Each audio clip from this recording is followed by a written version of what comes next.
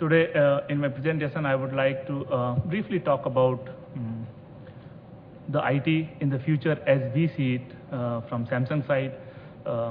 So far, in all the presentations in previous years when I was talking on trends of ICT, most of the time we were talking about how the computing power of the processors is increasing, how the storage capacity is becoming bigger, how the communication speeds are improving, and so on.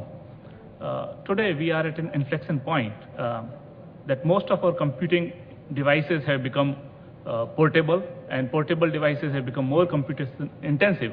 Therefore, there is a very thin boundary today on what we call a smartphone, whether it is a PC or it is a phone or what we call a tablet, and so on. So, in our viewpoint, today we have reached a stage where all these devices are proliferated and available to all the people. And we also have to look at how the capabilities that are present in these devices inherently can be used better, and how we can make even better devices in a converging world that we are today in.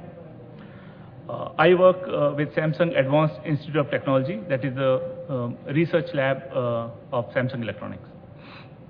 So in my presentation, I'll very briefly talk about what we do at Samsung, what we do at SAIT, that is Samsung Advanced Institute of Technology, and in terms of research trends, what we see as the IT going forward. Okay. So Samsung Group, as you know, it has more than 40 companies. Samsung Electronics, the top left, is the biggest and the most well-known companies. I would also like to briefly mention that recently, Samsung also made two companies that is on the right bottom corner, Biologics and Bioepics. These are more related to the medical domain. Samsung Electronics, we work in a variety of areas related to displays, mobile communications, in terms of the phones, the tablets, everything that we see, in terms of memory that goes into each phone, each of the PC, where Samsung has been a leader for many years now. In digital appliances like fridge, washing machines, and so on. In the network systems, and recently we have also announced in India as well health and medical equipment, where products related to digital radiology as well as in vitro diagnostics have been introduced by Samsung in India as well. System LSI, that is to make the processor software, IT solutions like laptops, printers, digital imaging like cameras and SLRs and LEDs. So just to highlight that Samsung works in a very broad area of technologies. And today I'll be very happy because I think most of you will have at least one Samsung product in your home. And that has come because of the research leadership and the innovation that Samsung has been doing for many years. Briefly talking about, Samsung files more than 5,000 US patents every year and has been the second largest filer for last 10 years, year after year. In terms of publications, research leadership, Samsung's papers have been in the very highly cited journals, and particularly in some of the new areas like graphene, the new areas like newer displays on quantum dots, OLEDs, and so on. So far, we have seen the OLED display, flexible OLED TV of 84 inches was revealed by Samsung very recently. Our work is ongoing on improving the display as well as making it very flexible and bendable. Okay. A couple of months back, as I was mentioning, we have to also look at what we can do to utilize the capability of our devices. So we have tablets, we have printers, we have projectors, you name it, we have everything that is required for a classroom to function. Samsung announced around a couple of months back in 20 countries a pilot program related to Samsung Smart School on how a classroom can function with this kind of infrastructure. Of course, currently we are not making the content ourselves, and it is more up to the academic community, but we are making all the infrastructure that is required for tomorrow's education to be supported by Samsung. Now I will come to the research in Samsung. Samsung Advanced Institute of Technology was founded in 1987, and it is the R&D hub of Samsung Group, as well as functions as the Chief Technology Officer of entire Samsung Group. Our main focus is to work on world's first or best technologies and define the new convergence paradigm and look at the disruptive technologies. That is the mandate and the mission of our lab, to create new businesses or to look at the new products. When we look at the society that we live in and how we have evolved, some of the mega trends that we can look where there are challenges and there are problems to be solved. These are the problems which are occurring every day to every person. For example, more and more cities with higher population are becoming, we expect that in 2015, more than 1 million population, there will be 521 cities. What that means is that how the transportation is going to work in those kind of cities, how we are going to live, how we are going to communicate, each of those things has an impact and would call for relevant technologies as we proceed in the future. In terms of shifting demographies, where developed countries are aging more and more rapidly, and today more than 65 years of age in the OECD countries, we are going to have around 26.7% of population by 2050. That is a huge issue. That means we have an aging population which have to deal with chronic illnesses, which have to be supported medically. Therefore, the issues related to the better healthy life have to be addressed technologically. And in terms of energy consumption, it is a well-known fact that we are very fast depleting all our natural resources. Therefore, we have to look at something which will sustain us globally for the years to come. These are some of the areas that Samsung thinks are some of the most important technological areas that have to be solved in the years to come. As a result of more and more devices and the phones that we have, the smartphones, the tablets, so on, there is an increased amount of data that is getting generated because of increased processing power, because storage is becoming inexpensive. Therefore, it takes a much longer time for us to really find out what is the relevant data and what kind of decisions we can take on the data.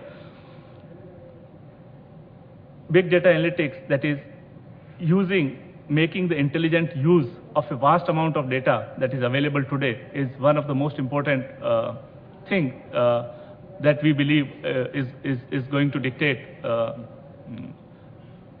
the way we work. So it is not merely related to entertainment, it can be related to financial sector, it can be related to any of the risk analysis related to medical conditions, where there is an enormous amount of data, a variety of data that is being generated, and how the data can be interpreted, analyzed, captured, stored. I think these are some of the things that that have to be addressed as we go forward. In this slide, I'll briefly like to explain about what we think as a future of IT. Okay. The first is about 3D. We know 3D has been introduced a few years back. Year by year, it is growing. The market is growing by 50%. Today, however, we do not have enough content, first. Second, even if we have content, it is more about the visual representation of the content, and there is no tactile sensing and the feedback that is available. In summary, we see the future to become more immersive and more interactive in 3D. We expect to see very soon glasses-free 3D technology, and that is one of the important items that Samsung is working at. In high-performance computing, today we have processors which are operating at the highest possible operating frequencies. There are issues related to how fast the power is consumed. There are issues related to how fast they are getting heated up. So therefore, the new concepts like reconfigurable processor technology is needed to be introduced, and that is one of the important paradigms that we have to look at. To support that, we have to look at multi-core or many-core aspects of processors.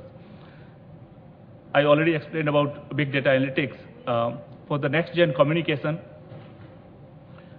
we have gone a long way even in cellular technology from GSM to GPRS to 3G to LTE. Today, we have LTE phones available that can support more than 100 Mbps data rate, which is also called in technological world 4G technology.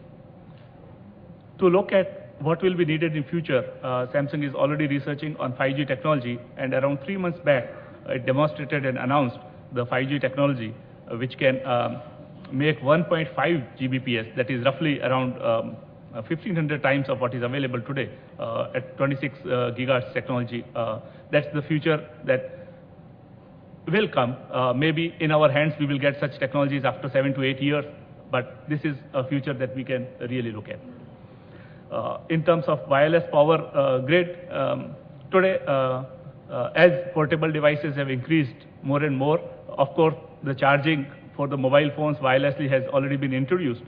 For example, next, in terms of charging of your TV without any direct electrical connection, how it can be charged, or how can those electrical appliances be charged.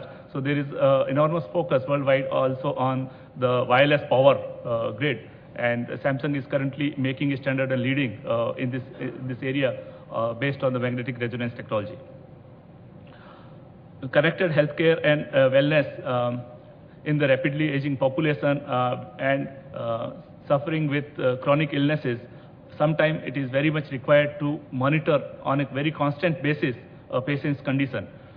With the use of sensors, which can be wearable or implantable, with the use of communication technology, vital signs as well as the biomedical signals like glucose levels and so on can be transmitted to hospitals, and there is a possibility on how the doctors can remotely assist the patients with chronic illnesses based on the technology that we have arrived today. What is really required now to do on how these kind of medical signals can be analyzed as a signal processing techniques to derive and trigger if there is a specific catastrophic condition or not. In medical imaging devices,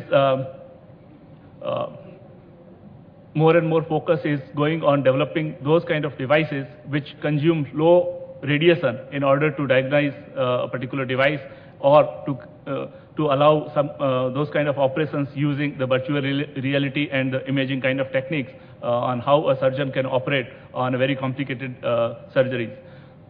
What I am trying to say here, irrespective of the area, whether it is biology or whether it is life care or infotainment or entertainment, there is an IT technology which is converging very rapidly in different aspects, and that is how we see